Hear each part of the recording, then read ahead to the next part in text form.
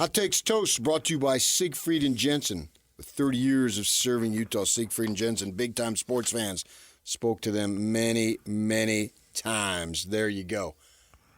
Riley Jensen sitting in for DJ, and, man, Hot Takes or Toast. We're talking about a hot take. Utah State, got all sorts of issues. Obviously, the death of a player is just awful. The games will be played. Interim coach. How do you're a mental health performance coach, how do you rally after all this stuff that's going on? Well, I think the hardest part about, there's just been so many changes and so many difficult situations in the last really month. Yeah, I know. And you're coming up on a football season. You got guys that have been competing for spots. You got guys that are hopeful. I think one of the things that people don't understand about college football is even if you're on a bad team, if you don't have some sort of hope in your heart or some sort of thought in your heart that you're going to be a good team this year, you can't really compete at that level. So even the bad teams, like the worst team that you know of in college football, has some sort of hope that they're going to be a lot better than they were last year. That they have, like, we went into the Washington game, we got trounced 53-12 my senior year. I honestly, I can't remember not thinking that we didn't have a chance. Now, that doesn't mean that coaches don't have a more realistic view. That doesn't mean that fans don't have a more realistic view. Me personally, I didn't have the mentality where you could go into a season or go into a game thinking like, oh, we're going to suck. I didn't feel that way. And so none of these players think they're going to suck. They think they're going to be able to overcome this. They think they're going to be able to work through this. And I'm not even saying that they're going to, but this is a lot. This is a lot to overcome. Really is. New coach, a player who tragically dies at Porcupine Dam, right? Change in administration in some ways where a lot of players are close to Jerry Bovee and Amy Crosby.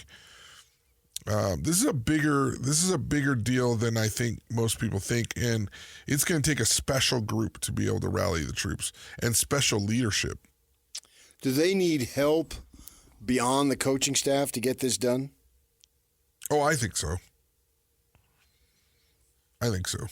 Does the athletic director have to get more hands-on than what a normal athletic director would do in a normal situation? Yeah, I think there needs to be. I think that there would need to be meetings. I think there would need to be access to resources where these players. Listen. Part of my whole football experience, the best memories that I have are the relationships. Yeah. And partially because you talk about the old games but not really. I really, really like Andy Gunther. I really like Lance Mickelson. I really like Rob Reinhold and Matt Webb and Howard Gurney. These are my teammates, right? We have a text thread that we still make fun of each other. Right. And that's when something like a player passes away, people don't realize how close you get.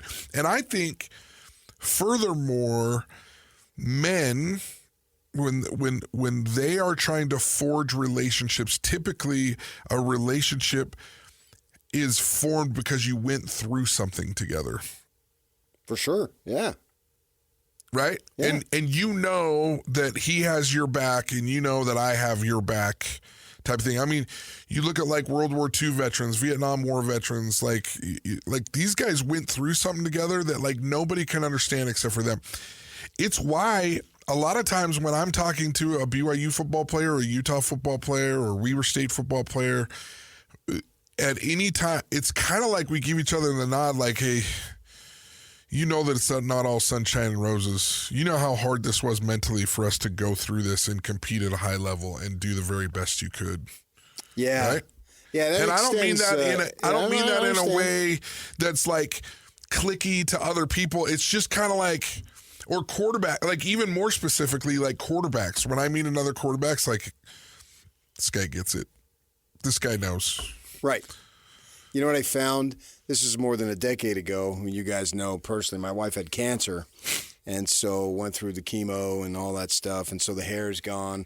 So you go out in public and you wear a bandana, and people would come up to her that had been either, if they hadn't been through it, they offered support, right? You go, girl. I remember I think we were going to a concert, and we go through where you scan your tickets, and just the people right there giving her support. I mean, she's basically a week removed from going through all this garbage that you got to go through. But then if you ran into somebody who had gone through it, it's like, get out of the way, dude. I'm talking to her. Yeah. and I would just stand there, and they would have a conversation. And I have never had cancer, knock on wood, 1,000 times over, right? Right. So I've never gone through chemo. I've never gone through radiation. My health has been pretty good, knock on wood some more. But I got so used to it that when we would go out in public, just innocently, people who had gone through that experience wanted to talk to her. Yep. And to let her know, I'm with you. And this is the type of bonding. This is the type of thing that really forges relations. Like, look, even with my wife, like my wife is wonderful. She has all these friends in the area where we live, and she's like, "Hey, how come you don't want to hang out more with so and so or so and so?" And I'm like, I think he's a nice guy. Like, I don't mind going on double dates. Like, but don't ask me to be best friends with him. Right? And it's not even personal to that person. It's just that, like, I've never gone through anything with him. My best friends are people that I've gone through things, like periods of my life where there was difficulties, where we forged trust. And that's what happens on 99% of teams in America, right? They build this trust. So when you fracture that by changing relationships, changing dynamics, you sprinkle in a death of one of those relationships, it becomes a lot. Any way that this can, now nothing out of death. It can galvanize. It can galvanize, guys. Yeah. Yeah. Because all you can do. You're an coach. Is that what we're going to try to do? Yes, I think you have to, in some ways, replicate what the University of Utah did with the number 22. Right? Okay. Yeah. You've got to, and it doesn't mean that it has to be public like it was with the University of Utah, but it can be very, very private. Like, they keep the locker open, right, with his stuff in it. Players can go by and touch it on the way out to the field, where they feel like they're still adding him to the piece of like what they're competing for. Yeah, there's a whole bunch of things that you can do to galvanize. But it's also very difficult. They got a transfer quarterback who looks like he's going to be the starter, right? So Blake Anderson basically named him. Anderson is gone now, obviously. I think he'll still be the starter. I agree. Maybe there might be difference, but he's new, right? He hasn't even been on campus a year. And you look to the quarterback in a lot of situations to be your leader. How do you think that plays out to them with a person who has not been through any games with them, because that's ultimately, the 6 a.m. workouts and all that stuff. But, you guys in your text thread, you're probably talking about some nice experiences when you beat whatever team beat, whatever. But there's no history there. Is that going to be another challenge? That's different. Yes, that's another challenge. There is, I could probably go through every quarterback that, if I were to go through and talk to every quarterback that was in his first year of starting, there's a play that changes the momentum for him as a leader and as being accepted as their leader on that team. There just is. So that hasn't happened yet? No, because he hasn't played. Right. So, I mean, look, it doesn't mean that he can't be a fairly good leader and a really good guy. They're not leaning on him for the death of this player right now. They're not leaning on him for, rallying the troops right now. It's going to be on the middle linebacker that's been there. It's going to be on the Larson offensive lineman that's been there. It's going to be on Larson, the corner, right? Yeah. Who's a local guy. That's the type of leadership that takes place right now. Now, that doesn't mean that this quarterback can't evolve into that as the season continues to progress, but he's got some things that he has to prove on his own. Do you think what level of chance is there do you think that could potentially derail the season? Because that would be awful. Well, there's been so many setbacks before they even get to day one of training camp. Yeah, I remember talking to Gary Anderson, and he talked about as he was trying to turn the program around at Utah State, there was a game at Hawaii where they got behind early, and Hawaii's a tough place to play because you're dealing with like all kinds of stuff. First of all, there's hardly any fans in the stands, right? So it's not as motivating because you're like, this is like a freaking high school game. Yeah. Right? Mm-hmm. Secondly, anyway, long story short, they were way down. Chucky Keaton rallies the troops. They come back and they win I can't remember the exact score, but I want to say it was 56-48. And he said that was a huge win from the program because the Aggies went from here we go again mentality that he'd been trying to change since he got there to holy cow, we can do this together. Uh-huh. Right? What you worry about in this situation is do you flip back to, well, it's not surprising this has happened. We've had a player die. We've had changes in our administration. Our coach has been fired. So what? Here we go again. So you got to be real careful right now as a coach that you don't fall back into here we go again mentality. And I think that's the danger of these type of situations is like, dude, I've been through too much. You broke me. I give up. Yeah, I mean, you don't want to say it that way, but in some ways, if you're not mentally resilient and ready to fight through whatever's thrown at you, you can't win, especially in college football. College football, really, football is different to me than any other sport because you're doing something that's really, really dangerous. Like, you literally can get hurt on every play. Yeah. On every play. Like, not just like everybody worries about the head, but like, I remember rolling out to my right and I'm thinking this is like an easy throw. I make an easy throw, right? Complete like a 10-yard out to the sideline. The guy just gives me a little tap on the shoulder. Well, my momentum was going so fast already. I go flying and I landed with kind of like my arm underneath my head on the turf. Uh-huh. My whole right arm went numb. Yeah.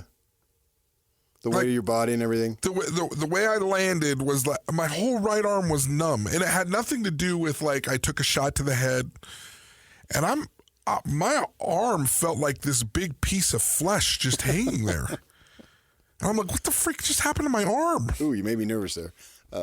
Yeah, but don't get nervous. I'm not. But you have to be able to fight through that stuff mentally on every single play. And I think that's why it's really good for young men to play football because you're doing something dangerous. And when you get through the season, I feel like young men stand a little bit different, whether it's just playing through Little League, even just playing through Little League, you stand a little bit different because you're like, man, I did something that's hard. Like, not only hard, but dangerous. Like, I did something dangerous, and it changes the way that a young man stands. And if you don't have that in college football, if you're not playing a million miles an hour, if you even have a doubt that you could get hurt, it all turns on you quick. Or if you even have a sliver of a doubt that you could lose, it can change so fast. The mentality of teams, the mentality of athletes, I mean, if there's anybody listening that wants to like dive into mental toughness a little bit more, there's a TEDx talk by Craig Manning called Task versus Ego that's absolutely fascinating. And he talks about how quickly back and forth during a tennis match your mentality can change from a winning mindset to a losing mindset to a winning mindset to a losing mindset if you're not careful. And it's a fascinating dissection of the mentality of an athlete in a game, in a season, in a career, of how fast things can flip if you're not careful. And that's why culture is so important. And I've said this to you before, Patrick. I could go and sit down with Kalani. I could go down and sit with Kyle. I could go down and I could sit with Coach Mental at Weber State. And you would have a blast just watching us diagram and draw plays. Okay, what are you going to do if I line up in this formation? How are you going to cover this guy? And if you do this adjustment, what if I do this? It would be – there's not a coach in America that doesn't know the X's and O's. Right. The great coaches are the ones that have great cultures that don't quit, that players know exactly what's expected of them. And in this chaos right now at Utah State, it's really, really hard to have exactly what's expected out of you as a player delineated and put forth with the change of the coach this late in the season, this late in the, that's hard. And that's why there's 5-6 coaches in America that I think to myself, man, they really have this culture thing down. Like year in and year out, these guys just continue. And Kyle's one of them. He is. I knew you were going there. Kyle's one of them. I've been around the program for so long now. It is so clear. It is so and love Bronco or hate Bronco when he was at BYU, it was clearly delineated what was expected of you as a BYU. You may not have liked the way that he presented it. You may not like the way that he delivered it. It was clearly defined what your role was, what you were supposed to do as a BYU football player at BYU. Which is why he turned it around in a season. Right. They went 6-6, I think, that first year.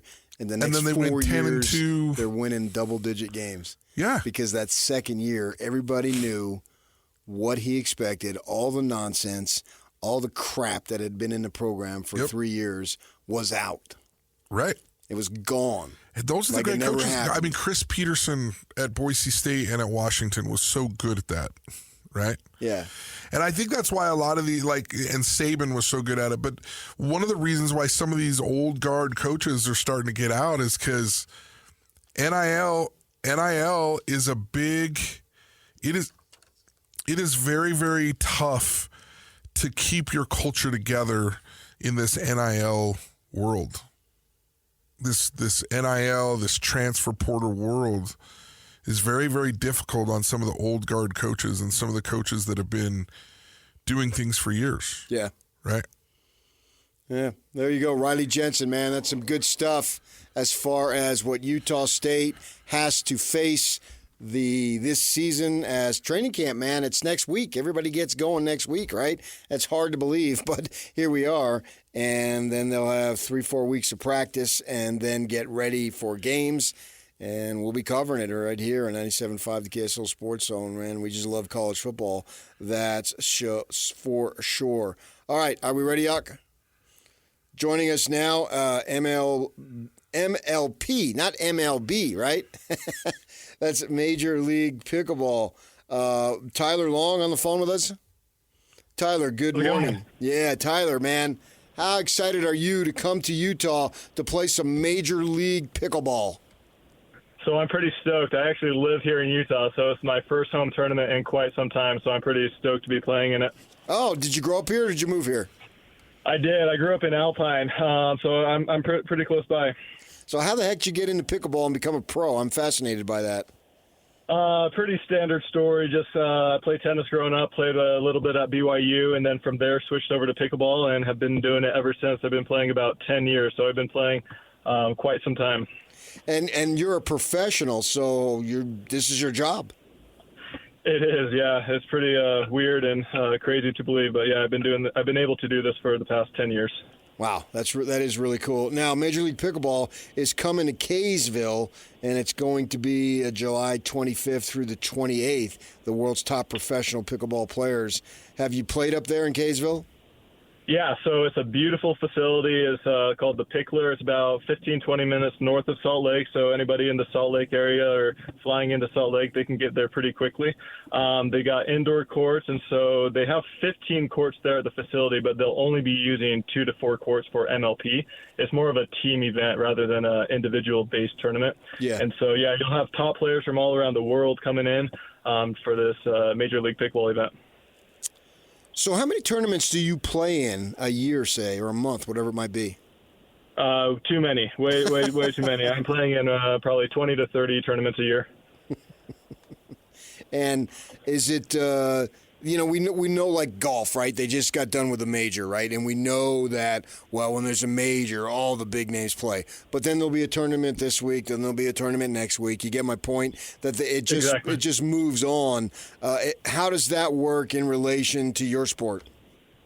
Yeah, so in pickleball at this moment, there's a couple different tours. There's 2 main tours, the PPA, Professional Pickleball Association, which I compete in, and then also MLP, Major League Pickleball. The MLP is like the team formats like Team Davis in tennis. And so that's going to be team-based. You have a couple other players on the team. There's 12 to 14 premier teams, then 12 or so challenger teams, and then they compete against each other's teams. And then on the PPA side, the Professional Pickleball Association side, that's more individual based. That's more similar to tennis tournaments where you compete in singles, doubles, mixed doubles. You choose your partners for that rather than being drafted to a specific MLP team. Okay, so this is an MLP tournament, right? Exactly. Yep. So this is the one where you'll have like owners like Kevin Durant, Drew Brees, LeBron James, all those big name celebrities. Those are the ones that own parts of the MLP teams. And so you didn't pick the guys and gals you'll be playing with. It's part of a draft, I guess.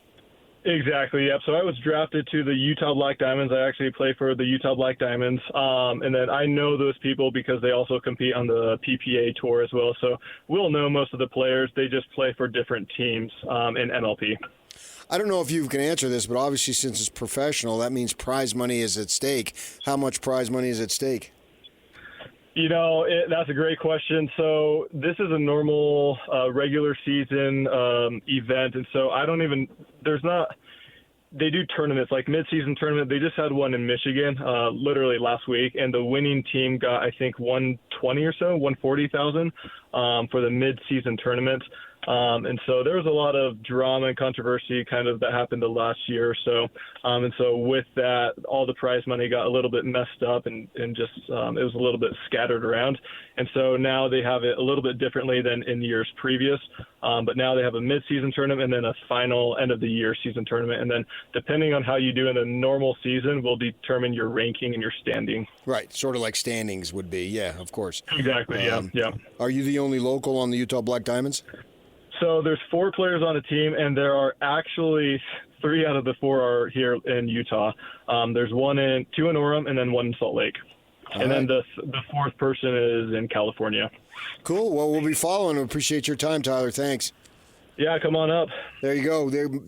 Come on up, what he speaks at, up in Kaysville, July 25th through the 28th at the Pickler in Kaysville. That's Pickler without the E at the end, so just eliminate that. And you can purchase your tickets at MajorLeaguePickleball.net, and you use the code when you go to MajorLeaguePickleball.net, Pickler20Ks, K-A-Y-S. Pickler20Ks, you can get 20% off. All right, we'll talk some golf with Bob Casper. Stay with us right here on 97.5, the KSL Sports Zone. The band of the day is AC/DC, and it's brought to you by Live Nation. For all your live concerts and events in 2024, check out livenation.com. Fight, fight, fight. Wow. I can't believe Jake's playing Trump's fight song. I don't think you're supposed to say that. Oh. AC/DC still rocking. They've had a few changes along the years. Death has hit us all. It's inescapable. We will all, at some point, hopefully later rather than sooner, as far as that goes. And joining us now is Mr. Bob Casper to rehash what went on over the pond. Bob, DJ's off today. You're with Riley Jensen. Good morning. Hey, boys. How you doing? Yeah, we're doing well. What's up, Bob? Nice. I got to say, watching golf on Saturday, I wasn't too, what's the word, enthralled, entertained. It was just too crappy, man. I mean, the cameras couldn't even stay dry. It was hard to watch. Well, that's just part of being over there when the weather comes in. You know, you've got all the raindrops on the cameras, and and guys aren't playing great, and you're seeing the leader at 7 under par, finishing at 1 under par, and just everybody's kind of backing up a little bit. But wow, yesterday was really fun to watch. Now, Sunday was an entirely different story. Absolutely, Sunday morning, obviously on our time zone here. A 65 by Schauffele, and if I'm Rose, if I'm Horschel, I know it's tough, but particularly somebody like a Rose, these guys want it bad. But when you're shooting 67 and the other dude shoots a 65, I think it was, don't you just got to tip your cap? Yeah, absolutely. He flat out outclassed the field yesterday to be able to win the Open Championship. He shot the same score at the PGA Championship, 65, to win that one. So the only other guy that's done that 65-65 is Jack Nicklaus. So he's got good company.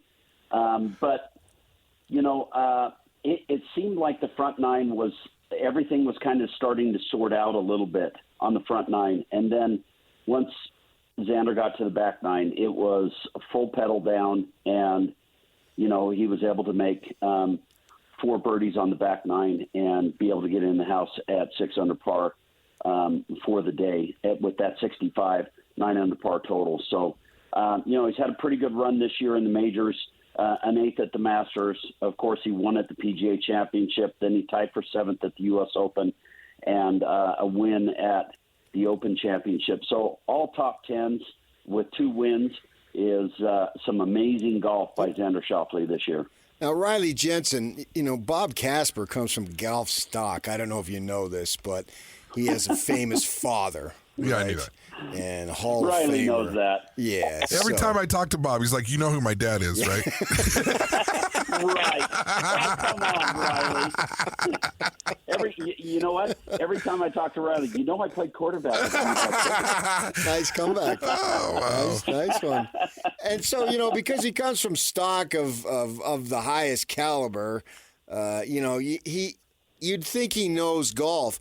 But I want you to listen to what Bob had to say earlier this year, just a few months back. Was he whining? Yeah, about Xander Schauffele. All right. All right. Well, I would have taken Rory if you hadn't, but I'll go ahead and So would I. take Scotty Scheffler. I know we all would, right, Roy? No, I got Scotty. No, Scheffler. you don't have Scotty Scheffler. I have him with my regional pick. Xander Schauffele is your regional pick. What? Xander Schauffele is your regional pick. No. It has been for a while. It is now. Scotty was on the bench. Now Scotty's my regional pick. Stop. I've got Scheffler. Serious? No, you really don't. No. If I would have known I didn't have Scotty Scheffler, I would have picked Scotty. Oh, you can go ahead and pick Scotty, and I'll take Rory. Now, you didn't want Xander Schauffele as your regional or allocation pick. We added a 4th a few years back. I got Ron because of his Sun Devils. DJ had Tony Finau went to West as his kid did, and you grew up in San Diego. So we gave you a 2-time major winner, and you didn't even want to take it, Bob. Oh, listen to you, because what would have happened is I would have had Scotty as my regional pick, and I would have picked Xander for the first one. Crap! But the other thing is, since you had who did you pick that week with with John Rahm withdrawing from the U.S. Open? Who did you pick as your regional pick? Rory. I took Rory because my grandfather was born in Ireland. That's what it was. That's what it was. So you threw John Rahm under the bus. Well, he didn't play. But you picked it. But you picked him back up because you had to for the Open Championship. I did. I had to. Those are the rules. Those are the bylaws of the DJ PK Bob rules. Casper picks. Those are the PK rules. Yeah, right. And I gave you Xavier Xander Schauffele, and Bob, you wanted to say no. Bob, this is what we have to deal with. This is I how gave it him a works. major This is winner how who won argument freaking works. 2. He's going to be player of the year this year. Riley, It's hard work. Always, it's PK's way or the highway. Well, PK's way was the right way. Right, and it's amazing to me that Patrick is saying that, right? Like PK's like, he's like, oh, it's the right way. I knew Schauffele was going to have a breakthrough, and I wanted to help out a brother who's been struggling with his picks. Oh my goodness. Oh my goodness. That's selfless, man. Somebody else did something selfless, PK. stepped aside. PK. I stepped aside and let him have Schauffele. That's right. You did. That's right. You did. I will give you that 100%. Pat yourself on the back, and don't break your arm while you're doing it. I've never wanted credit, Bob. I got 3 or 4 this year.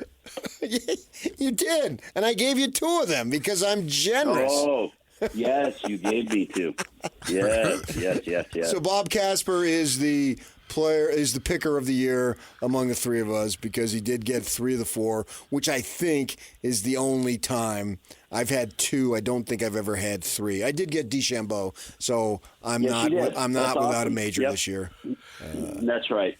Yeah. We talked about this after the PGA about Schauffele breaking through once he got it, and so I was listening to him talk, and he was talking about.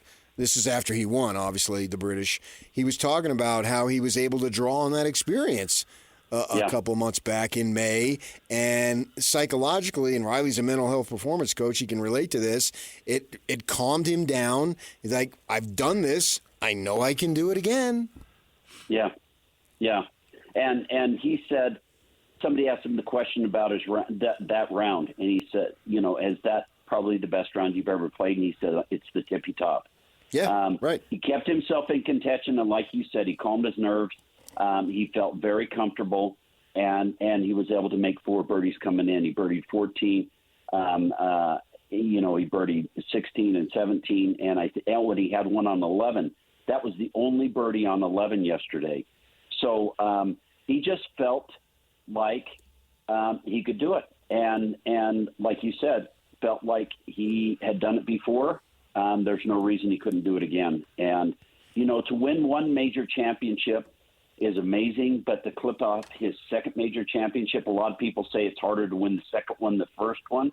He won the first one a couple months ago, and he clips off the second one with the last major of the year in the same year.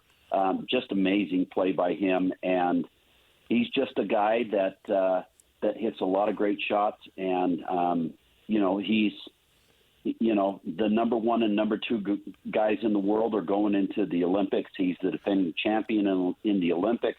There's a lot of things he can draw from now as he goes through the remainder of his golf career. Now he's looking at, career Grand Slam. Can I win the Masters and the U.S. Open? So it's some good stuff. Xander's a great player and a great person. And you've been saying that all along. He's making fun of you, Bob. I'm not. I know. He somebody asked him in his press conference yesterday, now you can focus on the career Grand Slam. Do you feel that, or was that something you ever dreamed of? And he said, if you haven't dreamed of it, you can't do it. Nice. Which I thought was that. a great answer, a phenomenal answer. And he says, I've got a long way to go. I've clipped off 2 of them, but I've got a long way to go. But that answer of if you haven't dreamed of it, you can't do it, I thought was unbelievable. Shifting gears just a little tiny bit, local talent Patrick Fishburne plays well in the Barracuda. For guys like me who enjoy golf, they love to go golfing, but they don't understand pro golf. How important is something like that for Patrick Fishburne? And what is the Barracuda Championship? Are they the players that didn't get into that? How does that work? Yeah, so it's an opposite field event. So anytime there's a major or a signature event, and they've got a tournament opposite that, it's a PGA Tour event, but it's kind of a lower down tier event because you're having these signature events and the majors going on. So the Barracuda is traditionally opposite the Open Championship. They play kind of a different system with it. It's almost like a Stableford system where you get points instead of just your birdies and bogeys as far as the score is concerned. And yes, absolutely. You saw Zach Blair finished second last week, losing a playoff, and that was his best finish ever on the PGA Tour. And now you got Fishburne playing extremely well at the Barracuda. All those things, just like a win, even a win on a different scale, like a major championship, helping Xander to feel comfortable on the back nine. Anytime you get experience when you're playing golf, and the experience is either good or bad, anytime that experience, you have that experience, it helps you. And so, great stuff for the Utah guys the last couple of weeks, and great job for Xander at the Open Championship. All right, Bob, thanks for being a good sport, and we'll talk to you soon. KPK. All Thanks, right. Riley. Talk to you soon. Take care, guys.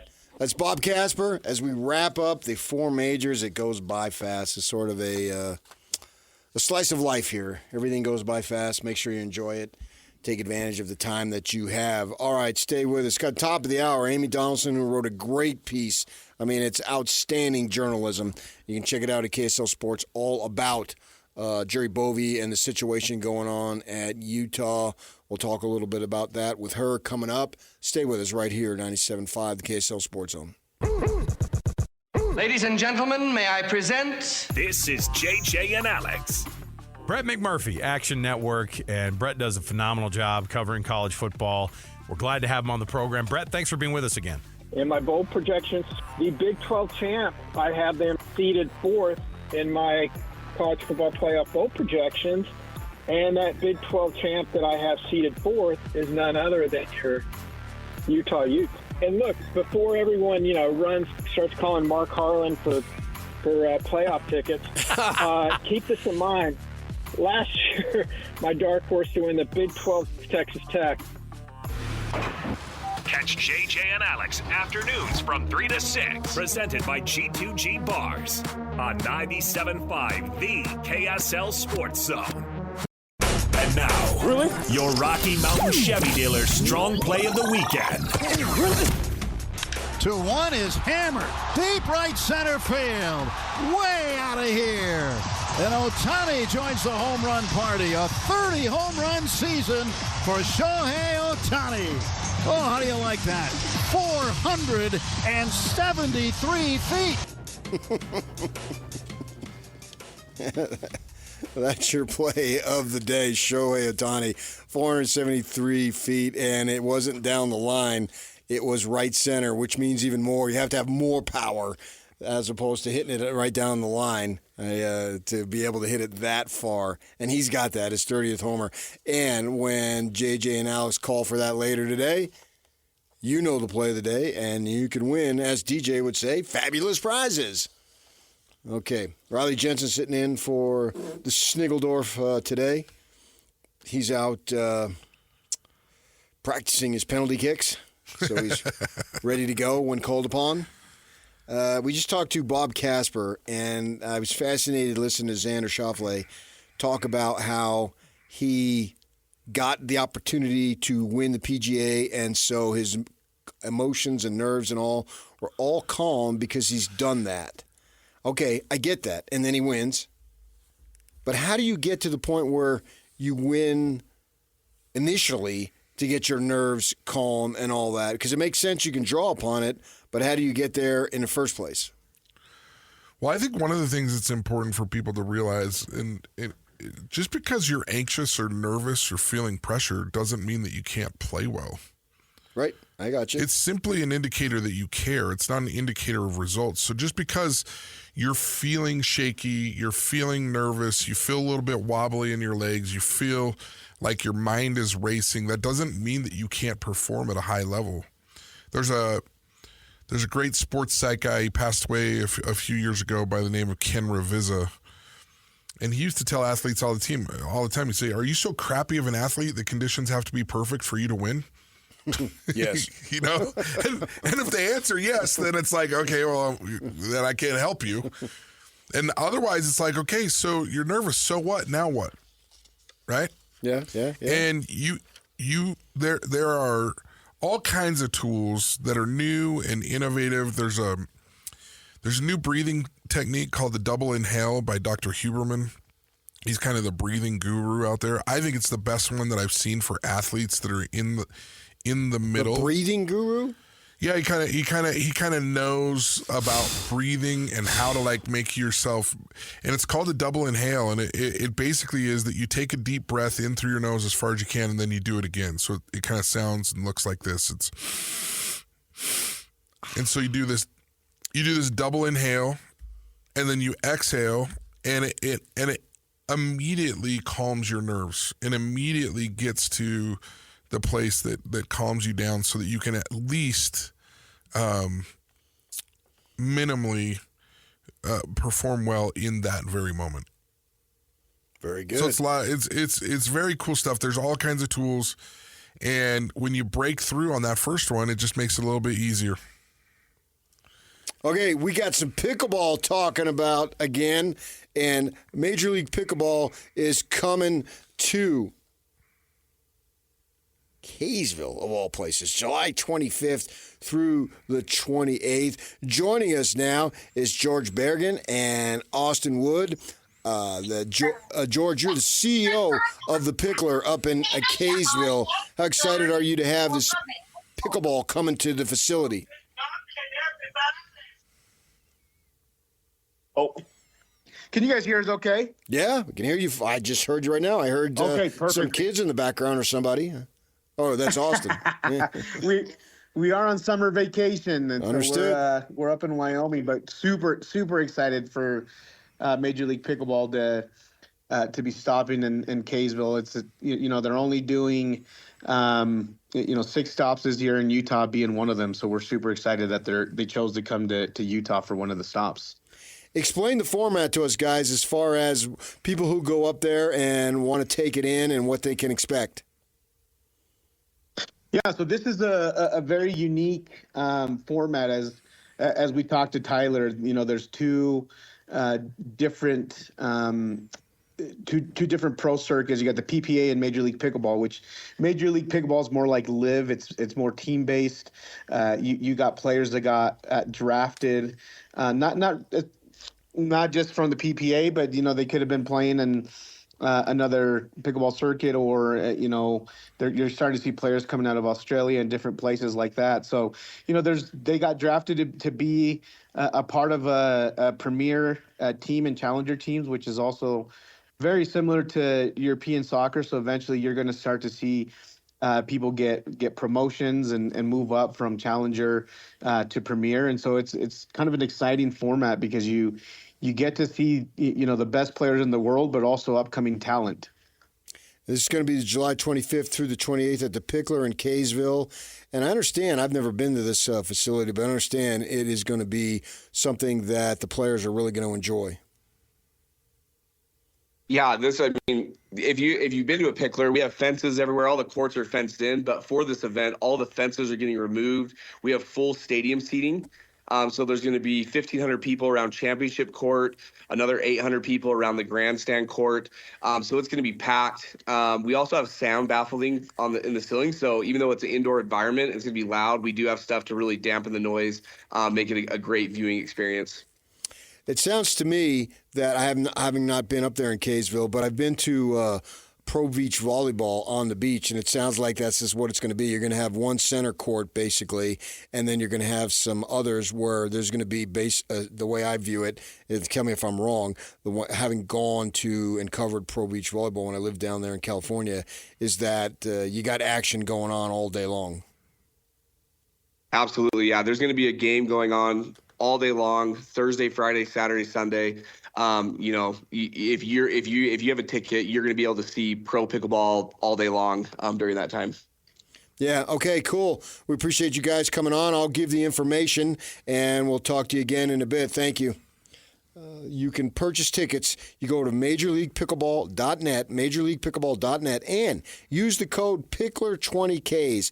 Now, the Pickler, that's without the E, so PICKLR, 20Ks, KAYS, 20 Pickler 20Ks, Pickler 20Ks, and you get 20% off. Pro pickleball. This is a sport that is really, really taken off. Anybody can play it, and I think that's one of the attractions. It's really easy. We'll get an opportunity, not easy to be successful, but you can be out there and play it and get the opportunity to see the pros. They'll be up at the Pickler in Kaysville, the 25th through the 28th. Pro pickleball coming to Utah.